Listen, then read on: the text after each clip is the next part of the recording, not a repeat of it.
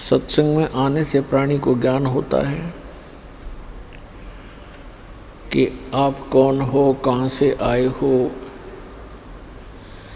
आप यहाँ किस उद्देश्य को लेकर जी रहे हो, वास्तविक आपका कर्तव्य कौन सा है, कौन से कर्म पाप दायक हैं, कौन से पुण्यदायक हैं।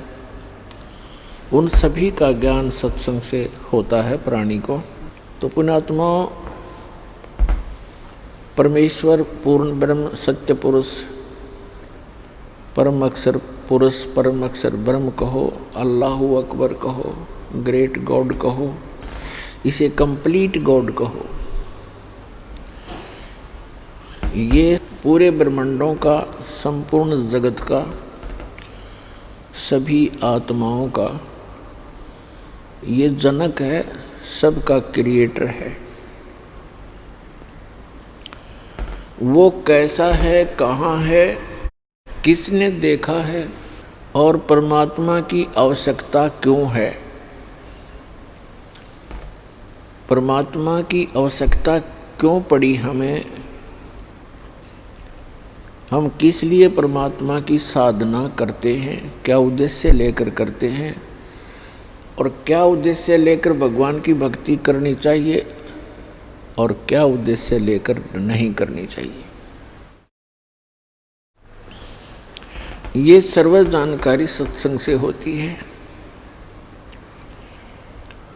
पुण्यात्माओं, सर्वप्रथम तो आपको ये ज्ञान होना चाहिए कि आप जी एक बहुत भयंकर लोक में रह रहे हैं, बहुत ही भयंकर लोक है ये। और इस लोक का जो राजा है, यहाँ का जो स्वामी है, मालिक है 21 ब्रह्मांड का, उसको सरपुरुष कहा है। श्रीमद् भगवत गीता अध्याय नंबर 15 के श्लोक नंबर 1 से 4 और 16-17 में प्रभु की परिभाषा वर्णित है सांकेतिक कोड वर्ड्स में। उसमें लिखा है कि संसार में 2 पुरुष हैं, 16वें श्लोक में 15वें अध्याय के। एक सरपुरुष है, एक अक्षर पुरुष है। सरपुरुष ये ब्रह्म है जिसके लोक में आप और हम निवास कर रहे हैं। इसको संतों ने, परमेश्वर ने, कबीर देव ने इसको काल कहा है और यही गीता का ज्ञान दाता है। और इसने श्रीमद् भगवत गीता अध्याय नंबर 11 के श्लोक नंबर 32 में स्वयं ही स्वीकारा है कि मैं काल हूँ अर्जुन, और सर्व लोकों का नाश करने के लिए अब प्रवृत्त हुआ हूँ, अभी प्रकट हुआ हूँ। श्री कृष्ण जी काल नहीं थे, इन्होंने पहले कभी अपने आप को काल नहीं कहा और गीता ज्ञान देने के उपरांत उन्होंने कभी अपने आप को काल नहीं कहा। ये सरपुरुष, ये काल भगवान, जिसे सनातन धर्म के ऋषि जिसको ब्रह्म कहते हैं, ये सरपुरुष है। इसको काल भी कहते हैं, ये स्वयं भी काल कहता है अपने आप को, मैं काल हूँ और सबका नाश करने के लिए प्रवृत्त हुआ हूँ। श्री कृष्ण जी में प्रवेश करके ये श्रीमद् भगवत गीता का ज्ञान इसने बोला, जिसमें अधिकतर ज्ञान वेदों वाला ही है। हम सरपुरुष के लोक में रह रहे हैं। तो श्रीमद् भगवत गीता अध्याय नंबर 15 के श्लोक 16 और 17 में 3 पुरुष बताए हैं। एक सरपुरुष है जो 21 ब्रह्मांड का मालिक है, स्वामी है, प्रभु है, राम है, गॉड है, अल्लाह है। और दूसरा अक्षर पुरुष है जिसके 7 शंख ब्रह्मांड हैं, नील, पद्म, शंख, 7 शंख, 7 शंख ब्रह्मांड का वो स्वामी है। उसको अक्षर पुरुष कहा है श्रीमद् भगवत गीता अध्याय नंबर 15 के श्लोक नंबर 16 में। 16 में सरपुरुष और अक्षर पुरुष ये 2 पुरुष बताए और दोनों ही नाशवान, और इनके अंतर्गत जितने प्राणी हैं उनका भी शरीर नाशवान है, जीवात्मा किसी की नहीं मरती। वो तो गद्दे की भी नहीं मरती, कुत्ते की भी नहीं मरती। फिर श्रीमद् भगवद गीता अध्याय नंबर 16 के श्लोक नंबर 17 में तुरंत कहा है कि उत्तम पुरुष है तू अन्य परमात्मा इति उदाहरते। यह लोग तरम आविश्य विभर्ति अवय ईश्वर है। उत्तम पुरुष यानी पुरुषोत्तम श्रेष्ठ परमात्मा तो कोई और है इन दोनों से, सर्वपुरुष और अक्षर पुरुष से। वही तीनों लोकों में प्रवेश करके सबका धारण पोषण करता है और वो वास्तव में अविनाशी परमात्मा है।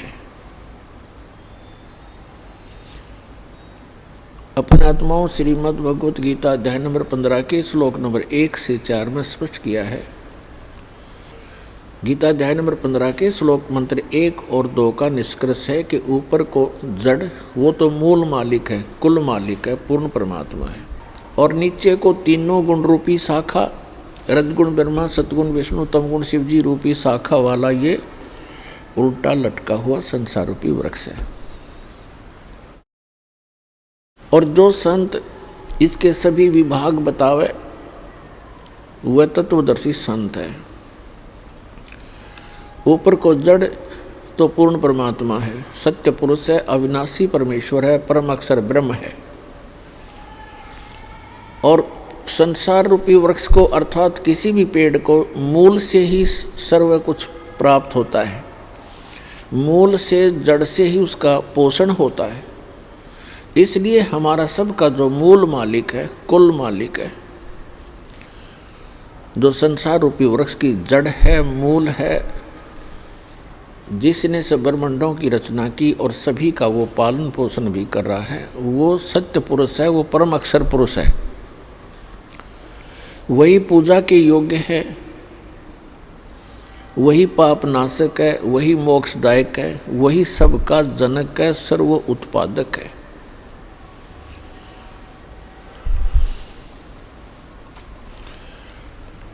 तो श्रीमद् भगवद गीता अध्याय नंबर 15 के श्लोक नंबर 1 में कहा है कि जो इसके विभाग बता देगा, भिन्न भिन्न इन भगवानों की सतिथि बता देगा, वो तत्वदर्शी संत है। तो परमेश्वर स्वयं आते हैं वो तत्व ज्ञान बताने के लिए। अब वो परमेश्वर 600 वर्ष पहले आए थे बनारस के अंदर, भारतवर्ष की काशी नगर में, और वहाँ पर 120 वर्ष रहे थे, सहशरीर आए थे, सहशरीर वो चले गए थे। 120 वर्ष एक जनसाधारण की लीला की उन्होंने, हमारे लिए एक निर्देश दिया, एक एग्जाम्पल कोड किया, उदाहरण पेश करके चले गए कि यदि आप जी ने मोक्ष प्राप्ति करनी है तो इस घटिया लोक की किसी अधिक वस्तु की इच्छा मत करना, ये आपके गले की झाड़ बन जाएगी। घनी संपत्ति और ज़्यादा कार कोठी ये आपको यही घसीटे रखेगी, सतलोक जाने नहीं देंगे। फिर भी परमात्मा ने कहा है कि जैसे आपकी किस्मत भाग्य में परमात्मा ने दिया है उसमें संतोष करना, चाहे वो कितना ही है, उसको अपना ना मानना, ये आपका नहीं है, ये भूल मत करना। परमेश्वर ने बताया है कि काया तेरी है नहीं, ये माया कहाँ से हो, शरण कमल में ध्यान रखो, इन दोनों को खो। ना तो ये संपत्ति तेरी है, ना ये काया तेरी है। जब काया ही नहीं तेरी तो संपत्ति को कैसे तू अपनी मान बैठा। बोली आत्मा, ये कोई नशा है तेरे अज्ञानता का। अब ये अज्ञानता का नशा हटाने के लिए एंटीबायोटिक ये औषधि सत्संग रूपी तत्व ज्ञान आपको डोज पर डोज दी जा रही है। एक दिन आपकी ऐसी भूल मिटेगी, आप बहुत ज़्यादा आश्चर्य मनाओगे इस बात का कि देख कितने मूर्ख बनकर हम एक रोटी के लिए और नकली लोक लाज को मेंटेन करने के लिए हम कैसे मूर्ख बनकर भगवान से दूर बने हुए थे। परमात्मा का वो ज्ञान आपका आधार बनेगा।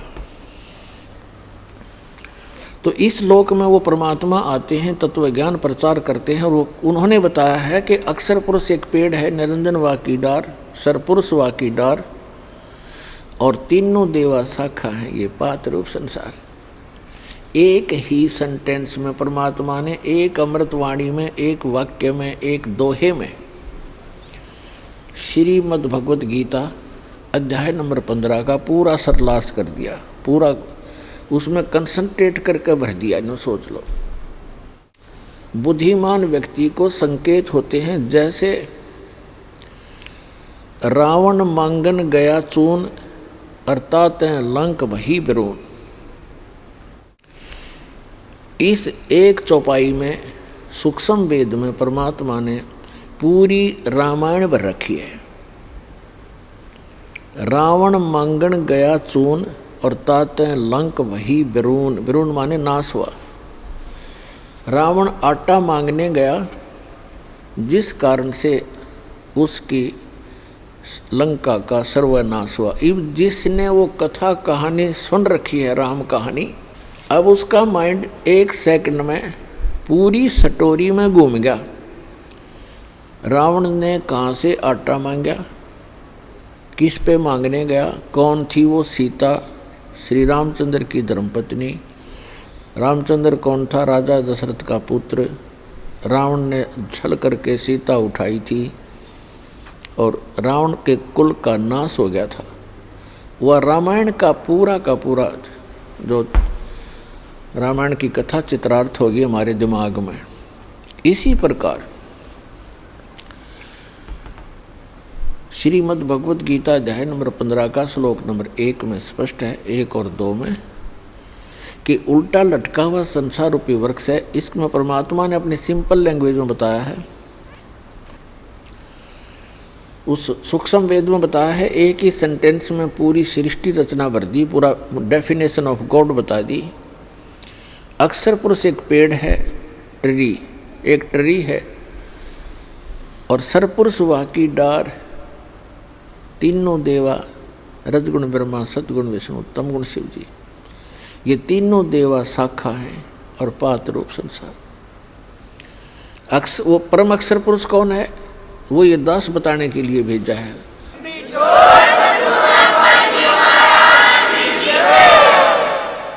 वही है जिसने अपनी द्वारा रची हुई सृष्टि को ठीक ठीक बताया, वो परम अक्षर ब्रह्म है। श्रीमद् भगवत गीता अध्याय नंबर 15 के श्लोक नंबर 1 से 4 का निष्कर्ष है कि अर्जुन, जब तत्वदर्शी संत तुझे मिल जाए उसकी पहचान ये है कि वो इस संसार रूपी वृक्ष के सभी विभाग बताओगा। उसके पश्चात परमेश्वर के उस परम पद की खोज करनी चाहिए जहाँ जाने के बाद साधक फिर लौटकर कभी जन्म मृत्यु में नहीं आते। और जिस परमेश्वर ने सारे ब्रह्मांडों की रचना की उसी की भक्ति करनी चाहिए, और की नहीं। श्रीमद् भगवत गीता अध्याय नंबर 8 के श्लोक नंबर 1 में अर्जुन ने पूछा, आप जी ने गीता अध्याय नंबर 7 के श्लोक 29 में जिस तत्वब्रह्म की जानकारी दी है कि उस तत्वब्रह्म से परिचित, सारे अध्यात्म ज्ञान से परिचित और सभी कर्मों से परिचित प्राणी केवल जरा और मरण से छूटने का ही प्रयत्न करता है। तो वो किम तत्वब्रह्म, ऐसा वो तत्वब्रह्म क्या है जिसको जानकर संसार प्राणी साधक इस संसार की किसी वस्तु की इच्छा नहीं रखता। गीता ज्ञानदाता ने 8वें अध्याय के 3रे मंत्र में उसका उत्तर दिया है कि वो परम अक्षर ब्रह्म है, गीता ज्ञानदाता से अन्य है। तो वो परम अक्षर ब्रह्म ही हमारा सबका जनक है, वही हमारा पिता है, वही हमारी माता है, वही हमारा मित्र है, वही हमारा भाई है, वही हमारा मूल धन है। त्वमेव माता च पिता त्वमेव बंधु च सखा त्वमेव विद्या च द्रविणम त्वमेव सर्व मम देव देव। ये वो परमात्मा है जिसके अंदर ये सर्वगुण हैं, जिनका हम रह कर व्याख्यान सुना और सुनाया करते थे। अभी तक हमें परमात्मा की परिभाषा का ABC का भी ज्ञान नहीं था।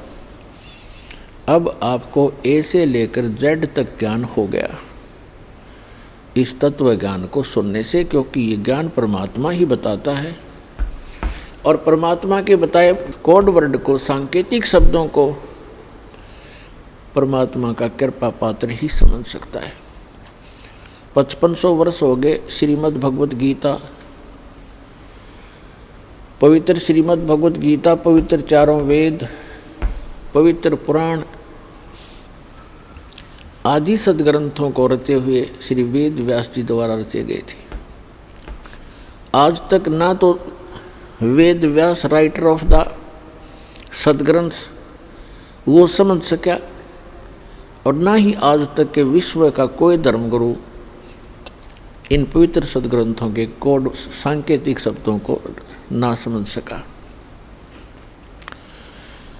इस दास पर रजा करी परमेश्वर कबीर जी ने आप अपनी पुण्य आत्माओं के लिए ऐसे समय में, जिस समय आप शिक्षित हो, सदग्रंथ हमारे जीवित हैं, अन्यथा ये 50-100 वर्ष के बाद ये सदग्रंथ आपके हाथों से निकल जाते। फिर हमारे पास क्या आ जाते? हनुमान चालीसा, गणेश जी की आरती, भगवान शिव की आरती, जय गणेश देवा, माता थारी पार्वती, हम इसमें लगे रहते हैं। तो पुण्यात्माओं, आज का जो सत्संग है, जो समागम है, वैसे तो सत्संग कोई भी किसी दिन का भी हो अमृत होता है, आत्मा के लिए एक विशेष आहार होता है और असंख्य जन्मों के पुण्यकर्मी प्राणी हो आप, जो आप जी को ऐसे समय में मानव शरीर प्राप्त है, स्त्री या पुरुष का, जिनको सतलोक आश्रम बरवाला जिला हिसार हरियाणा के अंदर आने का और उपदेश प्राप्त करने का सौभाग्य प्राप्त हुआ। लख बर सूरा जूझ ही लख बर सावत दे, लख बर यति जहान में तब सतगुरु शरणा ले। आप कितने पुण्यात्मा हैं युगों युगों के। लाल की कीमत को जौहरी बता सकता है, लाल को अपनी कीमत का ज्ञान नहीं होता। परमात्मा कहते हैं गोता मारूं स्वर्ग में जा बैठूं पाताल, और गरीबदास जी बता रहे हैं भगवान कबीर साहिब की महिमा। जैसे तुलसीदास जी ने रामायण का चित्रण किया था, बोला था, ऐसे गरीबदास जी ने उस परम अक्षर ब्रह्म की महिमा का गुणगान किया हुआ है। इसलिए गरीबदास जी का नाम इसमें साथ आता है। कबीर साहब कहते थे कि गोता मारूं स्वर्ग में जा बैठूं पाताल, गरीबदास ढूंढता फिरूं अपने हीरे मोती लाल।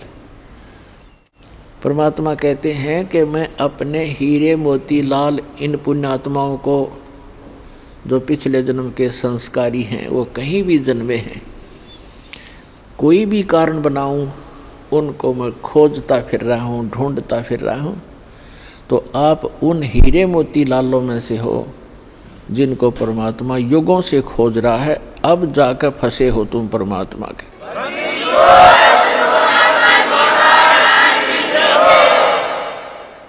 नहीं तो आप उस काल कसाई के फंसे थे, आज परमात्मा की जकड़ में आए हो पुण्यात्माओं। इस परमात्मा के जहाज से उतर ना जाना, नहीं तो आप सदा के लिए बाउजल के अंदर बह जाओगे। असंख्य जन्मों में जा कर के फिर आपका ये दाव लगेगा। इस ऐसे समय में आपका मानव शरीर है।